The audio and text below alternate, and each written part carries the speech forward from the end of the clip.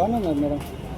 Madam ఏమని చెప్పేసి అంటే కాంట్రాక్టర్ గారిని పిలిచి మేము రేపు హైదరాబాద్కి వెళ్తా ఉన్నాం, ఎల్లుండి వరకు కాంట్రాక్టర్ పిలిపించేసి ఈ కార్మికులకు వేతన ఇస్తామని చెప్పి ఈఎస్ఐ వాళ్ళు ఈ అని చెప్పేసి అని ఈ రోజున వరంగల్ జిల్లా కలెక్టర్ గారి దృష్టికి తీసుకురావడం జరిగింది. కలెక్టర్ గారు స్పందించి వారిని పిలిపించి మాట్లాడదామని చెప్పేసి అని చెప్పడం జరిగింది.